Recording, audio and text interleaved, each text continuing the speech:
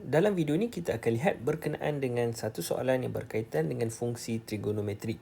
Baik, diberi sin alfa sama dengan 1 per K, yang mana dalam keadaan alfa ialah sudut tirus. Okey, alfa adalah sudut tirus iaitu kurang daripada 90 darjah. Baik, jadi soalan ini adalah ungkapkan fungsi-fungsi yang berikut, tiga fungsi ini dalam sebutan K. Okey, kita ada K ni, kita nak sebutkan dia dalam sebutan K. Baik, jadi untuk soalan yang ini, bila dia kata sudut alfa ialah sudut tirus, maka kita boleh selesaikan dia dengan cara kita melukis segitiga bersudut tegak. Okey, jadi cikgu lukiskan dahulu segitiga bersudut tegak. Okey, 90 darjah dekat sini. Baik, jadi bila kita ada segitiga bersudut tegak, kita lukiskan dahulu dia punya alfa lah, sudut alfa. Okey, contoh di situ. Baik, jadi soalan dia kata sin alfa adalah 1 per K. Okey, sin alfa adalah 1 per K. Baik, sekarang kita perlu ingat sin adalah opposite bahagi dengan hypotenuse. Okey, ingat ya. Soh kah toa. Soh kah toa. Okey, ini cara senang nak ingat lah. Yang mana O adalah opposite ataupun yang bertentangan, H adalah dia punya hypotenuse.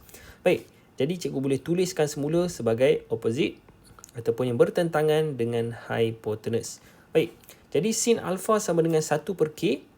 Jadi cikgu boleh letakkan nilai opposite ini sebagai 1 dan hypotenuse sebagai K.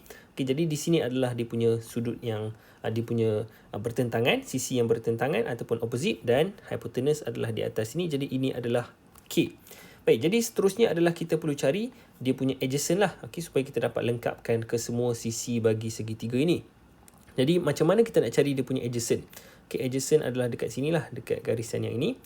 Jadi macam mana kita nak cari? Kita boleh gunakan teorem Pythagoras. Okey, gunakan teorem Pythagoras yang mana kita akan dapat K kuasa 2 sama juga dengan 1 kuasa 2 tambah dengan adjacent ni. Contoh ini adalah X. Okey, dia adalah tambah dengan 1 kuasa 2 tambah dengan X kuasa 2. Jadi X ini nilainya adalah K kuasa 2 tolak dengan 1 kuasa 2 ataupun 1.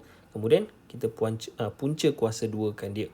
Jadi ini adalah nilai bagi X, maka cikgu boleh gantikan dia sebagai punca kuasa K kuasa 2 tolak 1.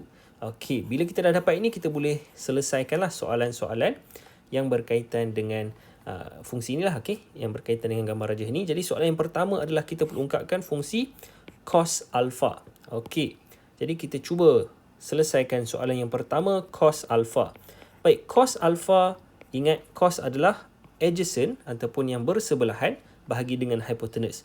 Okey, adjacent bahagi dengan hypotenuse. Jadi nilai adjacent adalah berapa? Nilai adjacent adalah punca kuasa 2, K kuasa 2 tolak 1. Okey, yang bawah ini. Baik, bahagi dengan hypotenuse. Hypotenuse adalah K. Maka ini adalah jawapan untuk soalan yang pertama. Okey, sekarang kita tengok pula pada soalan yang seterusnya. Okey, kita tengok pada soalan yang kedua. Baik, soalan yang kedua, secant 90 tolak alfa. Okey, secant 90 tolak alfa. Jadi macam mana kita nak selesaikan soalan yang ini, secant 90 tolak alfa? Baik, soalan ini dia tak susah pun sebenarnya. Okey, sekarang ini kita perlu tahu berapa sudut 90 tolak alfa. Tapi kalau kita tengok macam tak boleh nak dapat. Okey, tapi sebenarnya dia ada sudut tersebut, iaitu sudut 90 tolak alfa ini dia ada pada segitiga kita, iaitu di bahagian atas ini. Okey, ingat ya.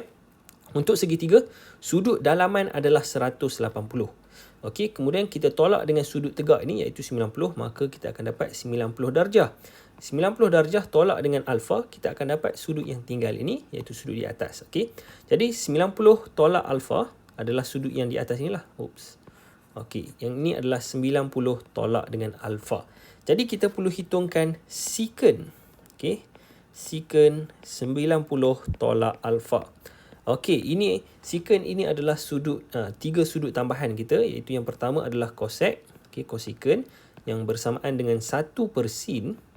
Yang kedua adalah secant, iaitu 1 per cos, dan yang terakhir adalah cotangent, iaitu 1 per tangent. Okey, jadi soalan dia adalah secant 90 tolak alfa yang ini. Jadi cikgu boleh gantikan dia 90 tolak alfa. Secant 90 tolak alfa, jawapannya adalah sama juga dengan 1 per cos alfa, 90 tolak alfa. Okay? Jadi sama juga dengan cos 90 tolak dengan alfa. Jadi berapa cos 90 tolak alfa? Kita boleh rujuk kepada gambar rajah di atas inilah. Okay? 90 tolak alfa, kalau kita tengok, kita boleh dapatkan nilai cos 90 tolak alfa iaitu adjacent. Okey, adjacent bagi sudut yang ini adalah 1, manakala hypotenuse dia sama iaitu K. Maksudnya cos 90 tolak alfa, 90 tolak alfa, nilai dia adalah 1. Okey, sama juga dengan 1, iaitu adjacent dia bahagi dengan hypotenuse iaitu K. Okey, jadi ini adalah cos 90 tolak alfa. Tapi kita nak tahu nilai bagi secant 90 tolak alfa, iaitu kita perlu buat macam inilah, 1 per yang ini. Jadi kita akan dapat 1 per K.